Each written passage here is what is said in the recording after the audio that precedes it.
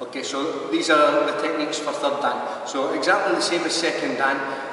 When your partner takes a hold of your wrist, steps forward into a fighting stance, all this is a drill. It's nothing more. It's not an actual technique that you would ever use. It's just a way for you to learn the mechanics of every technique and then go on and learn how to do them from various attacks. So what we're going to do for the first one, the partner grabs my wrist, he punches exactly the same as the second dan, kick to the inside of the knee, rotate this up, grab the elbow, hand over the top, thrust it back into the shiranagi. And take a hold of the wrist now. Once I've let go with this hand, take a hold with this hand. I'm just going to walk backwards whilst at the same time sinking my hips. Take them back down onto the mat. Take a hold with the other hand and force the elbow down to the mat, lifting his hips up. Okay, same technique, but from the opposite side this time, left hand side. So partner punches, strike, strike, take a hold, rotate into the shiranagi, down. Rotate the arm over, push you forward onto the mat and control.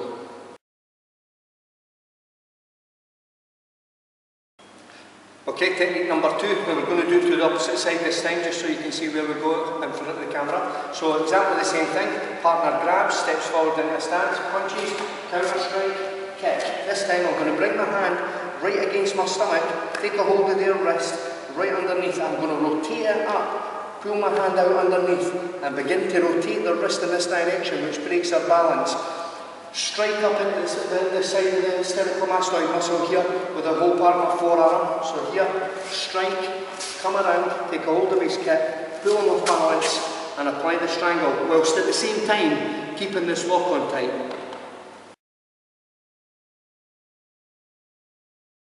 Right, so this time exactly the same technique as number 2 to the opposite side.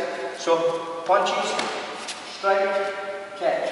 Again, and here rotate, begin to rotate them, strike, come in, apply the strangle and keep them off balance and in control.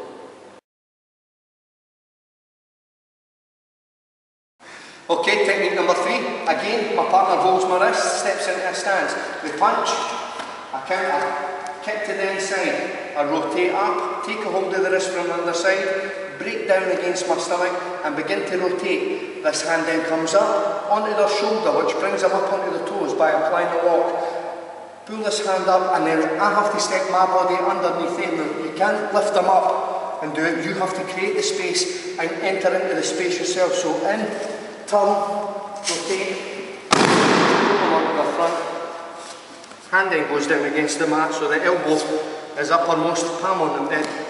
Flat palm on the hand, on the mat, here, and finish.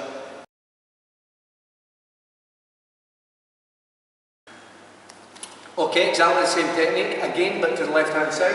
Punches, here, strike, up, rotate. I'm going to come through,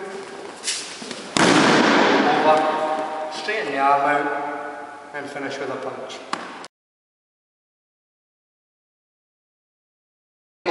Again, exactly the same thing, my partner starts in this position, punches, counter strike, kick, rotate into the kotomawashi, apply this lock, then from here my hand comes underneath and I'm going to hit with this section of my hand that looks like an L into the bottom of his wrist here and rotate the wrist so that the back of his hand ends up in my hand here. I'm pointing this finger out on purpose so that you can see that I'm concentrating on the bottom 3 fingers here to hold this tight. Yeah? Lift him back up so he's on his feet.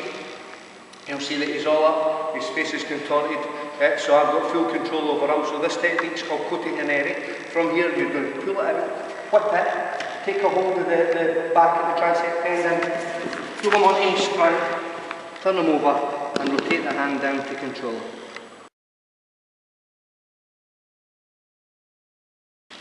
Okay, same technique, but obviously to the opposite side again.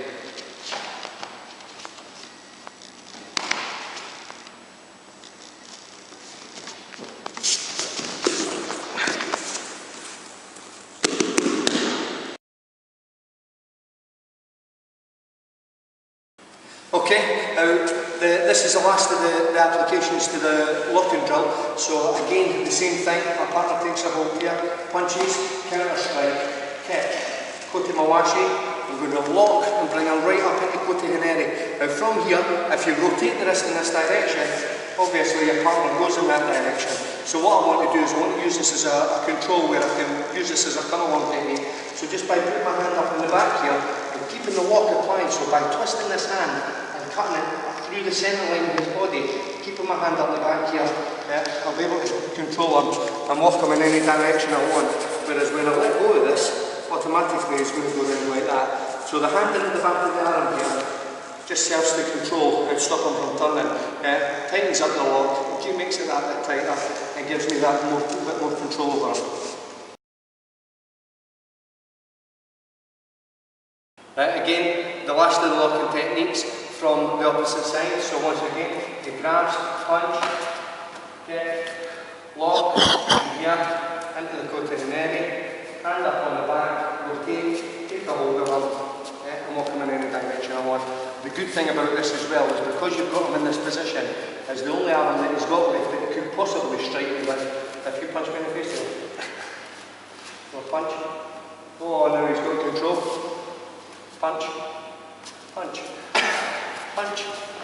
That leaves me in a really good position, so I'm always in control of it.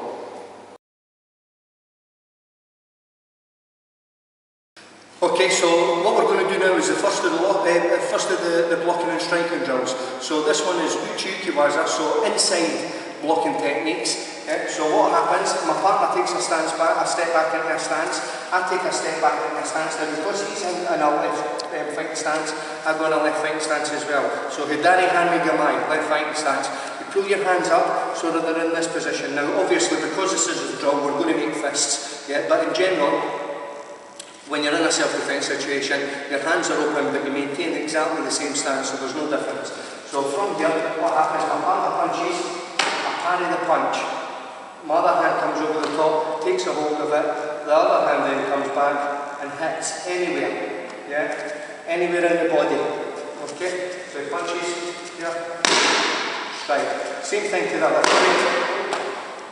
Same thing again, again, again, again.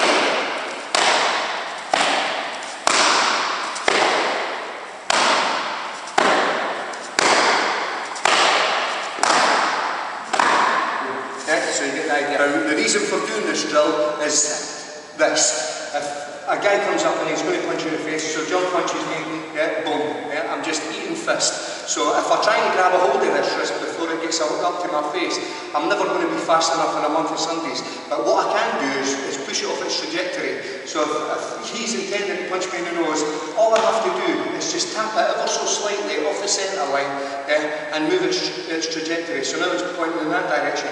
From there you can take a hold of it. So if John punches me really fast, fast as you can, over, faster, faster, faster, faster, faster, faster, faster. So it gives you a chance to be able to grab a hold of this. And once you've got a hold of this, you're in a bit of control, so then you can step forward with your stride before you enter in for any sort of throwing technique.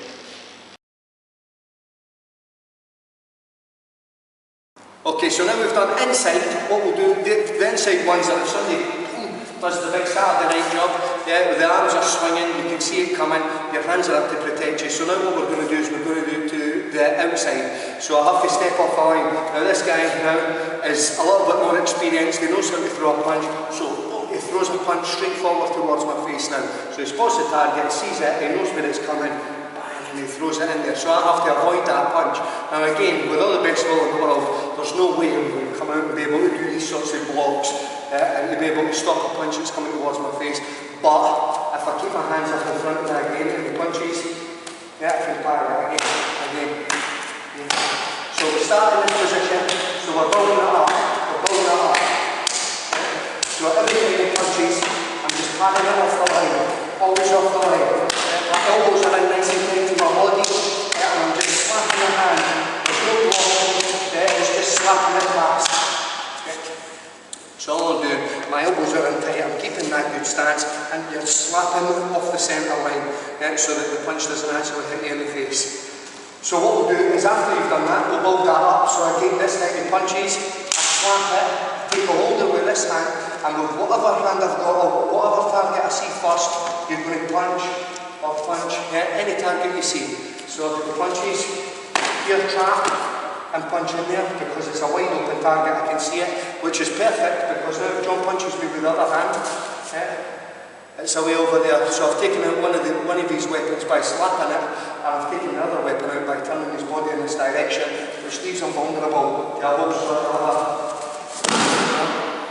defences in here. Okay, so what we'll do this time is we'll build it up slightly.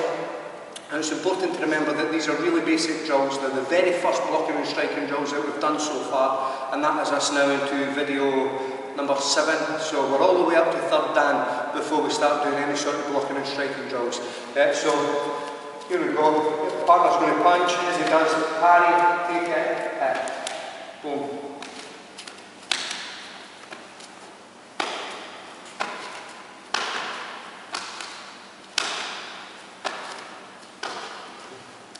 Yeah, so nice and simple, nice and basic, and you can build the speed up as you go through the techniques.